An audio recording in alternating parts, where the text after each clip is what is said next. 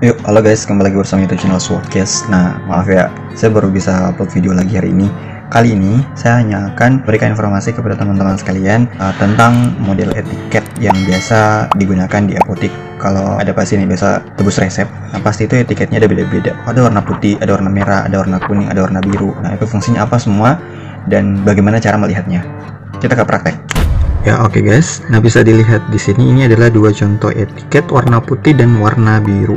Nah jenis-jenis etiket itu tergantung dari tempat pelayanan obatnya ya. Ada yang menyediakan etiket khusus untuk injeksi atau cairan, ada yang menggabungkannya dengan suppositoria, obat stalap, inhaler dan sebagainya.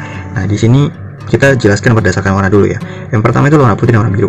Etiket di dunia kefarmasian itu cuma ada dua warna, yaitu warna putih dan warna biru secara umum. Nah, warna putih itu ditandai dengan untuk pemakaian obat-obat yang ditelan, yang dimakan, atau yang diminum, yang masuk ke dalam saluran pencernaan. Itu etiket putih. Sedangkan yang etiket warna biru ini digunakan atau ditandai untuk obat-obat pemakaian luar saja seperti salep, suppositoria, inhaler, injeksi dan sebagainya. Nah, makanya di sini ada keterangannya beda-beda ya. Kalau di warna putih ada tablet, kapsul, bungkus, tetes, sendok makan, sendok teh milik, ya itu untuk diminum semua, untuk dikonsumsi masuk dalam saluran pencernaan. Sedangkan untuk yang warna biru, ya di sini ada ampul, vial, flakon, dioleskan, diteteskan, suppo, ditekan, unit atau puff. Itu menunjukkan bahwa tanda ini adalah untuk obat-obat penggunaan obat luar ya. Nah, kok bisa ada warna kuning, ada warna merah? Rata-rata yang saya ketahui penggunaan warna-warni seperti itu biasanya digunakan di rumah sakit dengan yang menganut sistem UDD, Unit Dose Dispensing. Ya, jadi setiap kali pengambilan di apotik itu hanya mengambil jumlah obat untuk satu kali minum saja. Contohnya seperti ini. Ini ada warna kuning, warna merah, dan warna hijau. Nah, warna-warna ini dikhususkan untuk penggunaan sistem pengambilan obat tertentu ya. Jadi pewarnaannya tidak terbatas. Ini hanya digunakan untuk membantu petugas membedakan mana penggunaan obat untuk pagi hari, mana siang hari, dan mana untuk malam hari. Seperti itu saja sih. Sisanya itu sama. Nah, terus kita beralih ke cara membaca ini ya, etiket. Nah, ini penting sih karena etiket itu pasti dibawa pulang oleh pasien ke rumah dan yang dibaca itu sebelum membuka obatnya. Secara umum, etiket itu punya kop seperti ini. Ini contoh kop dari Kimia Farma, kalian sudah tidore. Terus di bawahnya ada identitas dari apoteker penanggung jawab apoteknya. Nah, di situ ada nomor SIPA, ada nomor SIA-nya. Nah, terus di komponen resep di sini ada nomor resep. Nomor resep itu nanti supaya tidak terjadi cross kontaminasi. Etiket yang dimasukkan ke sak obat itu sesuai dengan resep, nomor resep yang telah ditetapkan. Kemudian ada tanggal. Tanggal itu berfungsi untuk mengetahui kapan sih obat ini sebenarnya diambil. Nah, biasanya ini penting untuk obat-obat sirup ya. Nah, obat sirup itu biasa kan kalau sudah dibuka BUD-nya sudah berubah kan. Nah, kalau BUD bukan expiry ya. Expiry itu ada di kemasan, tapi kalau BUD itu ditentukan dari kapan kita membuka obatnya. Penjelasan BUD ada di video saya sebelumnya, silahkan klik tombol di atas ini. Oke. Nah, terus di sini ada nama. Nama di sini nama pasien. Jelas ya. Nanti diperhatikan apakah obat yang ibu terima sesuai dengan nama Anda. Lalu untuk nama obat. Nah, nama obat ini sesuai dengan obat yang ditempelkan atau obat yang berada dalam sak obat. Nah, itu disesuaikan juga ya. Jangan sampai nama obatnya di sini misalnya paracetamol, ternyata di dalam obatnya itu adalah antasida. Nah, itu harus dilaporkan segera, jangan sampai terjadinya kesalahan penggunaan obat. Kemudian ada kadaluarsa. Nah, ini berlaku untuk obat-obat yang kadaluarsanya tidak kelihatan.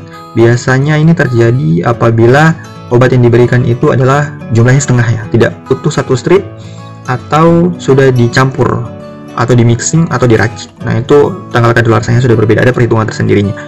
Nah, makanya ini perlu diperhatikan ya.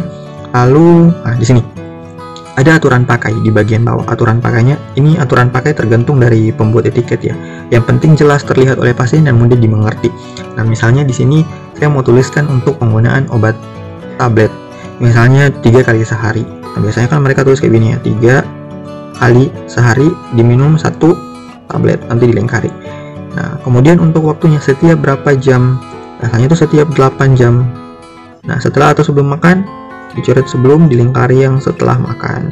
Nah, cara membacanya jelas kan? 3 kali sehari 1 tablet. Dalam sehari itu kita akan minum sebanyak 3 kali. Berapa tablet yang diminum? Yaitu 1 tablet.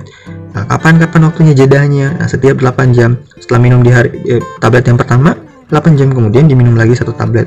Nah, kemudian untuk keterangan kapan, setelah atau sebelum makan, yaitu setelah makan. Seperti itu ya untuk pembacaannya. Nah, begitu juga kalau misalnya dia bentuknya kapsul, ya sudah dilingkari kapsul di sini. Bentuknya bungkus puyer, bisa dilingkari bungkus puyer di sini.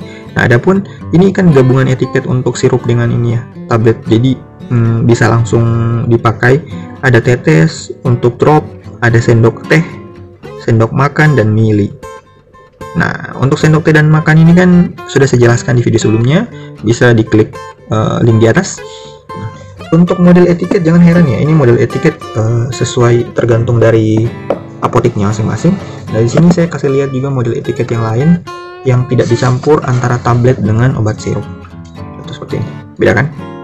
Nah, di sini hanya ada keterangan untuk tablet, kapsul, dan bungkus. Ini untuk serbuk dan tablet saja, sirupnya nggak dicampur di sini. Nah, maka saya bilang tergantung dari tempat pelayanan obatnya. Lalu untuk yang warna biru, nah ini untuk pemakaian luar, seperti sama ya. Ada nomor resep, tanggal, nama pasien, nama obat, dan kadaluarsa. Nah, untuk pemakaiannya sendiri, kayak misalnya di sini ada ampul vial ya, ampul vial 2 kali 1 ampul misalnya. Jadi 2 kali 1 ampul. Nah, kemudian kalau salep juga 3 kali sehari 1 kali oles. Nah, 3 kali sehari dioleskan atau diteteskan. Contohnya seperti obat luar apa ya, insulin suntik untuk gula.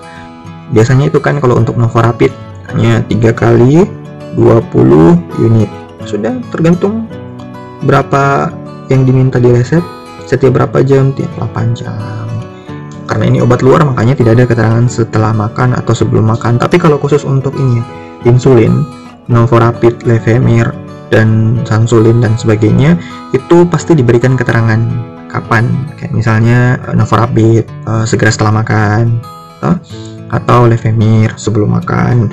Nah, biasanya kalau di etiketnya tidak terterakan setelah atau sebelum makan ataupun segera setelah makan, biasanya di etiket itu pasti ada space ke bawah. Ini kreatif lokal ya, kearifan lokal. Jadi biasanya dituliskan di situ segera setelah makan misalnya kan, seperti itu. Untuk memperjelas saja. Ini kan satu informasi yang jumlahnya banyak, dirangkum dalam kertas kecil ini, itu harus sangat-sangat mudah dipahami oleh pasien supaya menghindari kesalahan penggunaan obat. Mungkin cukup untuk itu ya video kali ini. Terima kasih atas perhatiannya, semoga sehat selalu. See you next time.